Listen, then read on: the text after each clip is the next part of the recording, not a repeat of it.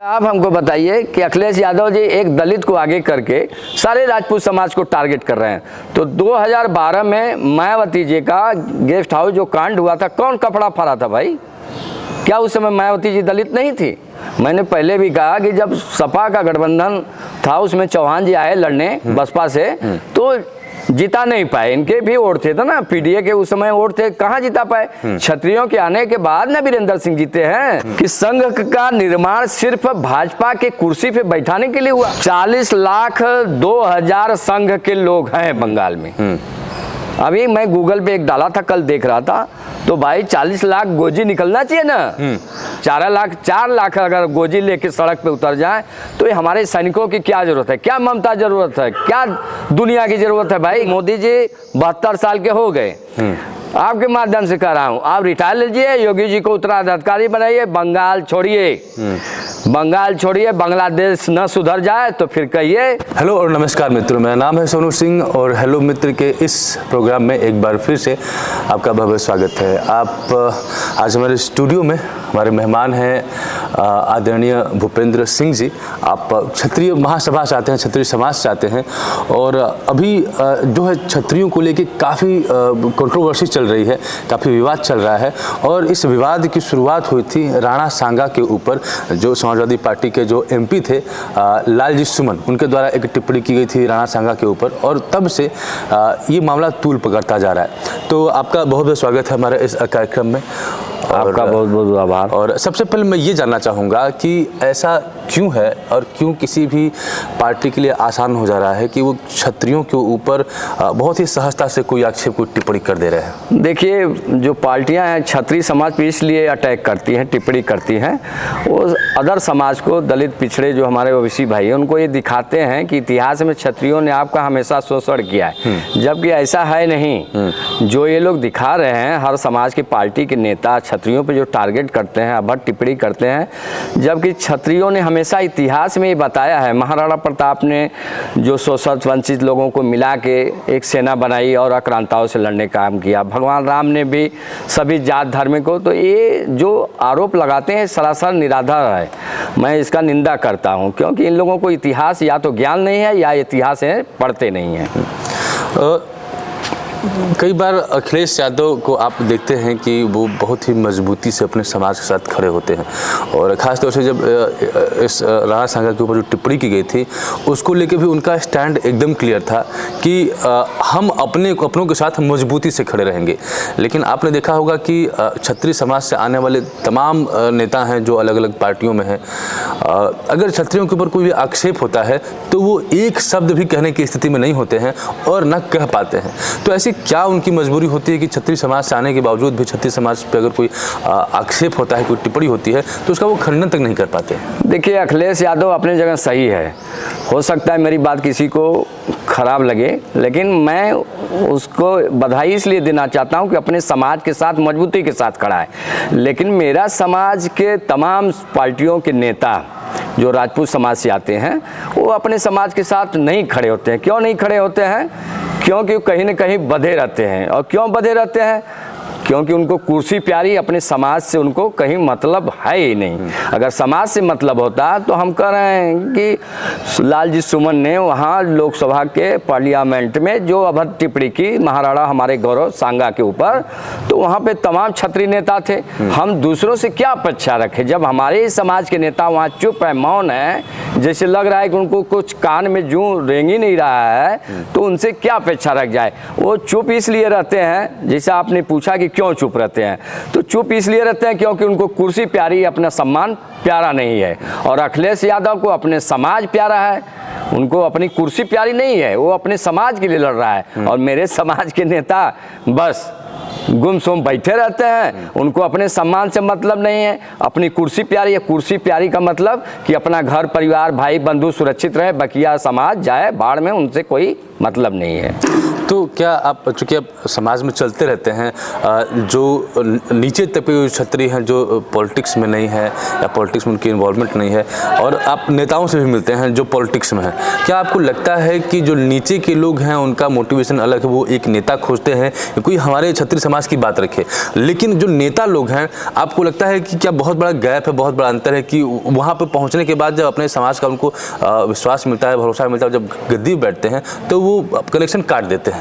एकदम आपकी बात हम सत्य है। जो दबे कुचले हमारे छत्री समाज के, यानी नीचे स्तर के, गांव से लेके चाहे शहर के नीचे दबे हुए हमारे छत्री हैं, वो हमेशा लीडरशिप अपने समाज के खोज रहे हैं कि जो पार्लियामेंट में जाके अपने समाज की बात रखे। लेकिन जो हमारे बड़े लीडर जो उभर के सामने आए हैं या हैं कुर्सी पे, ये सिर्फ इलेक्शन में आते हैं और हम जैसे भाइयों के कंधे पे हाथ रखकर, मतलब कमजोर राजपूत जो मिडिल क्लास के हैं, उनके कंधे पे हाथ कर वोट लेकर चले जाते हैं और वो जाने से पहले ये कहते हैं कि हम आपकी बात रखेंगे, लेकिन जब वहाँ जाते हैं तो भूल जाते हैं, फिर जिस पार्टी में रहते हैं उसका झंडा बुलंद करने का काम करते हैं।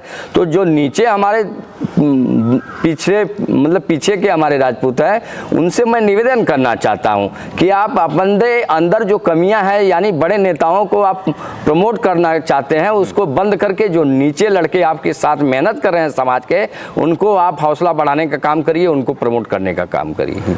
तो क्या आप मानते हैं कि जितने भी क्षत्रिय नेता आज के समय में विपक्ष में या पक्ष में बैठे हुए हैं, वो सिर्फ और सिर्फ मलाई खाने में व्यस्त हैं? यही कारण है कि जो क्षत्रिय समाज है वो पॉलिटिकल परिदृश्य में नेतृत्व विहीन है। मतलब राजनीति में अगर कोई क्षत्रिय समाज अपनी बात रखना चाहता है तो वो किसी पटल पर नहीं रख सकता। क्या आप मानते हैं कि नेतृत्व एकदम 100% मान रहे हैं ना? नेतृत्व कहाँ है आप बताइए ना।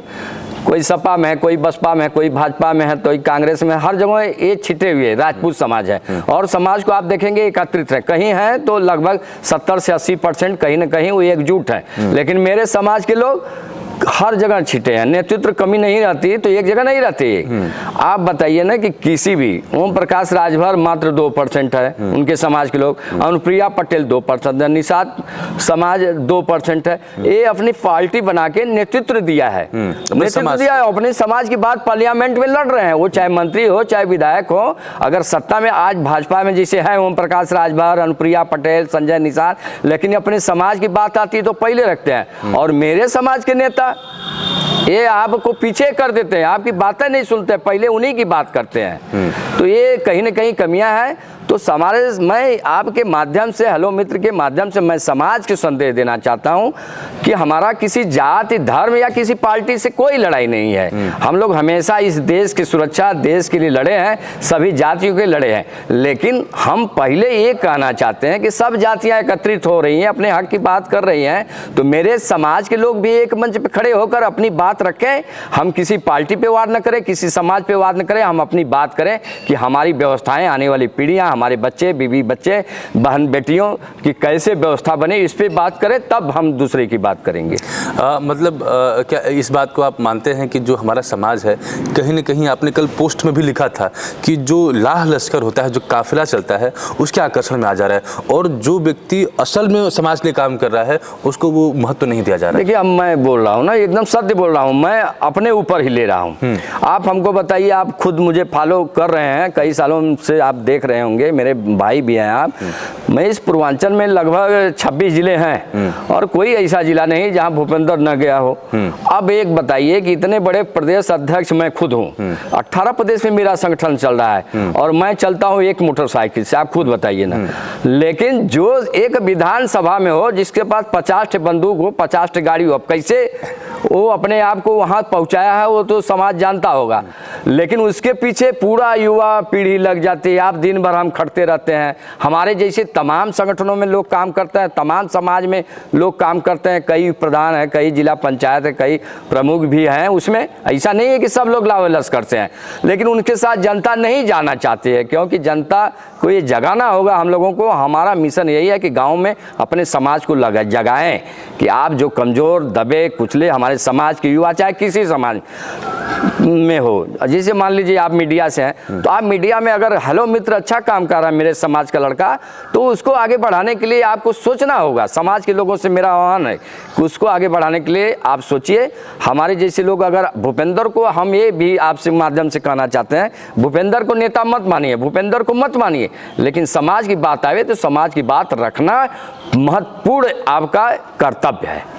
अभी बनारस में राजनीतिक माहौल काफ़ी गर्म है और ऐसा कहा जा रहा था कि समाजवादी पार्टी के कार्यकर्ता जो कि हरीश मिश्रा जी हैं, उनके ऊपर करणी सेना के द्वारा एक प्लान तरीके से हमला किया गया। जानकारी नहीं थी या अभी पूरी तरह से मामला शायद माननीय अखिलेश यादव जी के संज्ञान में नहीं गया, और उन्होंने बोल दिया कि राजपूत समाज के द्वारा, यानी कि जो मुख्यमंत्री हैं उनके स्वजाति लोगों ने यह हमला किया है।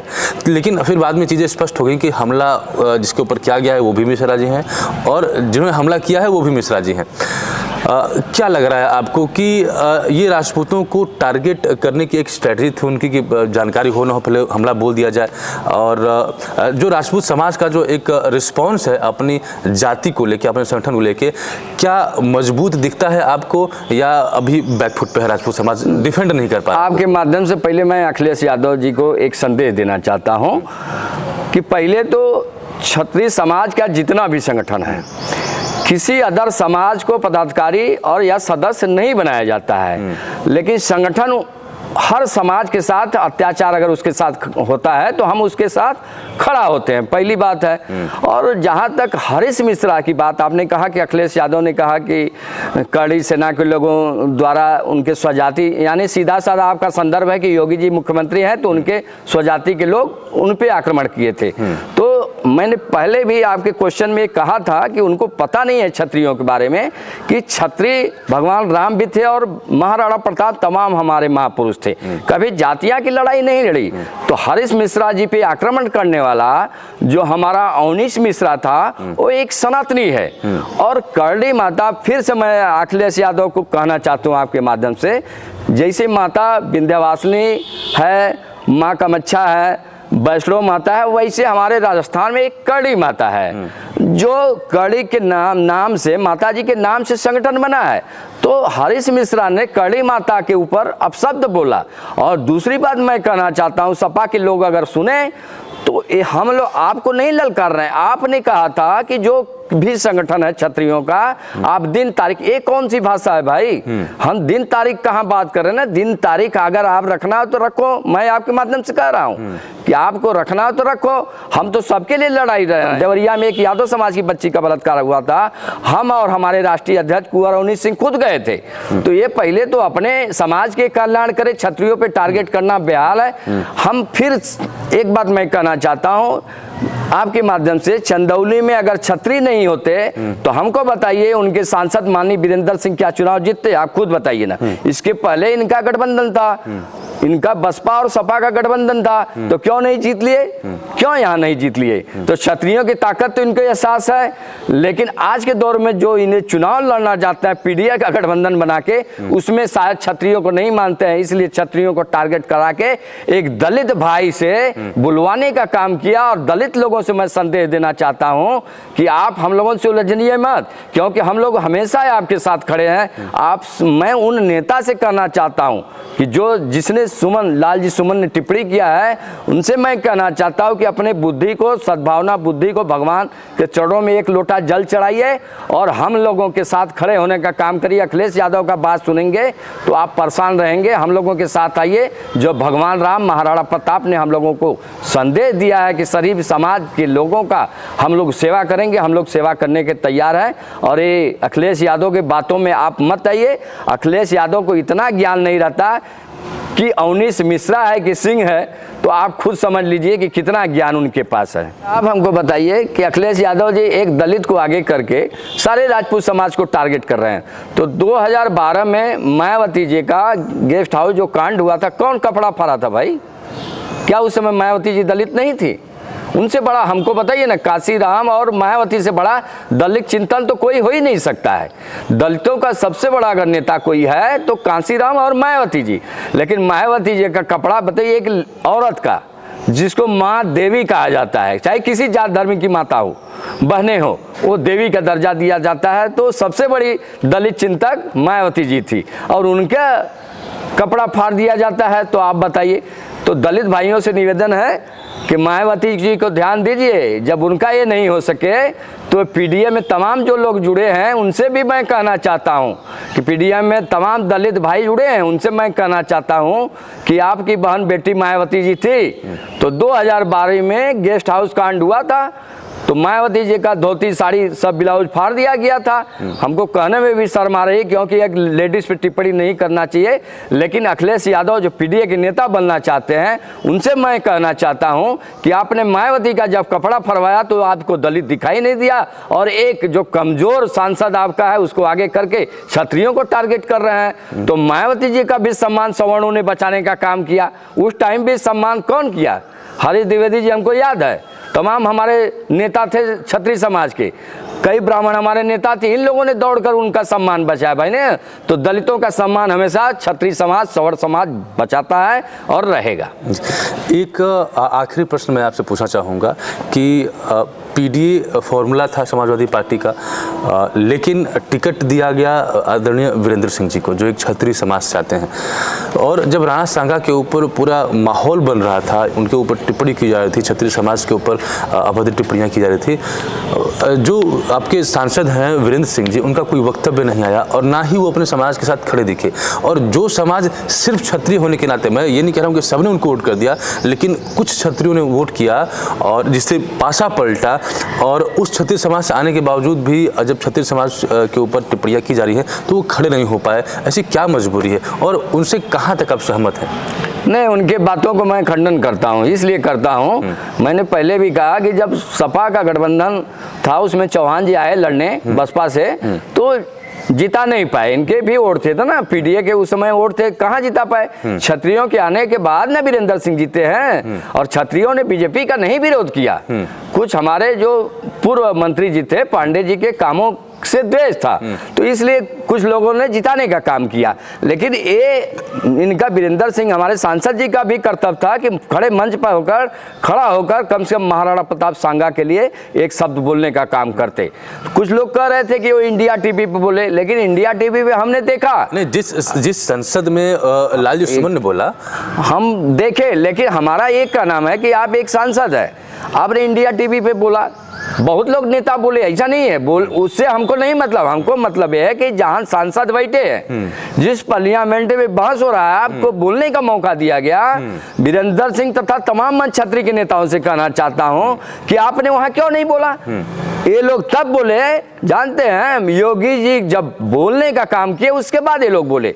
लेकिन मैं एक बात इस माध्यम से और कहना चाहता हूं कि लालजी सुमन के वक्तव्य के बाद भारत के गृह मंत्री अमित शाह ने 1 घंटा 10 मिनट भाषण दिया, लेकिन उसमें एक बार भी महाराणा प्रताप सांगा के अपमान का उन्होंने खंडन करने का काम किया। इस पे भी मुझे काफ़ी तकलीफ है, क्योंकि देश के आप गृह मंत्री हैं, जब पुरुषों का सम्मान रहेगा तो आपका हम सम्मान कैसे करेंगे? और जो जिन आदरणीय अमित शाह की बात कर रहे हैं, जब उन्होंने वक्तव्य दिया था बाबा साहेब भीमराव अम्बेडकर के ऊपर, किसी अपने कॉलीग को बोला था कि अगर इतना नाम आप भगवान का लेते तो भगवान प्रकट हो जाते, तो जब अनजाने में ही सही कुछ ऐसी उन्होंने बोल दी जो कम्युनिटी के खिलाफ चला गया, तो उसके लिए बाकायदा उन्होंने प्रेस कॉन्फ्रेंस करके स्पष्टीकरण दिया, और न सिर्फ उन्होंने दिया बल्कि एक लाइन से पूरा पार्टी के हर एक नेता ने उसके ऊपर स्पष्टीकरण दिया। लेकिन उसी लोकसभा में राणा सांगा के ऊपर आक्षेप होता है, क्षत्रिय समाज को टारगेट किया जाता है, लेकिन एक वक्तव्य नहीं आता है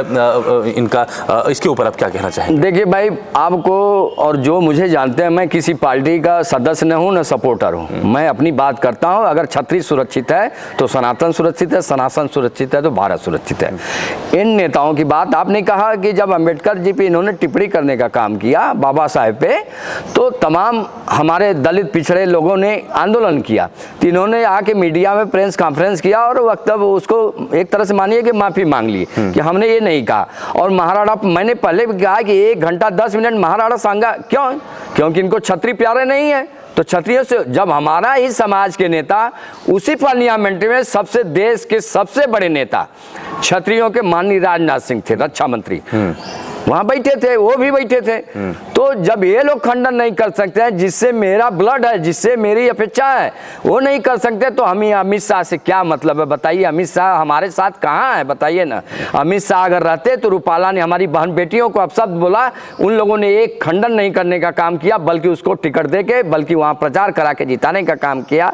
तो हमारे समाज के नेता खुद हमारे साथ नहीं है, अपने पूर्वजों के साथ नहीं है, तो हमको अमित शाह से क्या अपेक्षा है बताइए आप? जी। तो जैसा कि आपने देखा कि अगर क्षत्रियों की बात की जाए तो सामाजिक रूप से जरूर मजबूत हैं, लेकिन अगर राजनीतिक परिदृश्य के ऊपर बात किया जाए तो बहुत ही सहज और आसान हो गया है कि कोई भी क्षत्रियों के ऊपर टिप्पणी कर सकता है, कोई भी अपमानजनक शब्दों का प्रयोग कर सकता है। और यहाँ तक कि कोई भी क्षत्रिय नेता अगर वो पार्लियामेंट में बैठा भी है तो अपने क्षत्रित्व को भूल जाता है और अपने ऊपर की गई किसी भी अपमान का वो खंडन नहीं कर पाता है। तो अभी दिन पे दिन आप देख सकते हैं कि जो क्षत्रियों की जो राजनीतिक पटल पे जो उनकी स्थिति है काफ़ी कमज़ोर होती जा रही है, क्योंकि अगर किसी भी समाज के ऊपर कोई राजनीतिक टिप्पणी होता है तो वो समाज अपने आप को डिफेंड करने के लिए सड़कों पर उतर जाता है। लेकिन क्षत्रिय समाज को देखा जाए तो वो मजबूती नहीं है, और ना ही कोई नेता इतना मजबूर अपने आप को पाता है कि अगर वो किसी क्षत्रिय समाज के व्यक्ति को अगर अपशब्द बोल देता है तो बाद में अपनी गलती को सुधारे और उसके ऊपर माफ़ी मांगे। अभी बहुत ज़्यादा विवाद चल रहा है बंगाल के ऊपर, और जैसा कि बंगाल में आपने देखा कि वक्फ के विरोध में वहाँ पे आगजनी हो रही है, चीज़ें चल रही हैं। आपको क्या लगता है कि जो सेक्युलरिज्म का झंडा ममता बनर्जी लेकर घूमती हैं कि मेरे स्टेट में जो है हम सेक्युलर स्टेट है, लेकिन दिन दहाड़े जो है हिंदुओं को जलाया जा रहा है, और उस हिंदुओं में भी जो मारे जा गए हैं उसमें दलित हैं। कहाँ गया उनका सेक्युलरिज्म और कहाँ गया उनका दलित प्रेम? पहले जो बंगाल में रहा उसका मैं निंदा करता हूँ, और जो अपने को हिंदुओं का नेता बनते हैं, दलितों का नेता बनते हैं, तमाम ऐसे हैं। जैसे बहन जी आ गई, अखिलेश यादव जी पिछड़े के नेता हो गए, राहुल गांधी जी जो देश का झंडा कहते हैं, बुलंद करते हैं, सच्चाई के लिए लड़ते हैं, तमाम मन नेताओं से कहना चाहता हूँ। उसमें भाजपा के भी नेता हैं, रावण है भीम आर्मी का। तो ये लोग अब ख़त्म हो गए, अब ये बंगाल पे नहीं बोलेंगे, ये बंगाल पे नहीं, क्योंकि अखिलेश यादव जी ने कह दिया कि बंगाल से हमारा क्या लेना देना, और जो चंद्रशेखर रावण है वो कहाँ छुपा है वो पता ही नहीं चल रहा है। नहीं, अखिलेश यादव दलित मारे गए वहाँ। अखिलेश यादव क्यों बंगाल पे लेंगे ना? राजपूतों को गाली नहीं देना है, क्योंकि बंगाल में राजपूत कम है। तो राजपूतों जहाँ ज्यादा होंगे, अखिलेश यादव को टारगेट राजपूत है, तो क्या है उनसे मतलब है? क्योंकि मुसलमान भाइयों, मुसलमानों में सब गंदे नहीं है, लेकिन ज्यादातर वोटे 90% मांग चलिए उन्हीं लोगों को जाता है। तो 90% बंगाल में वोट उनको लेना है, तो क्यों करेंगे?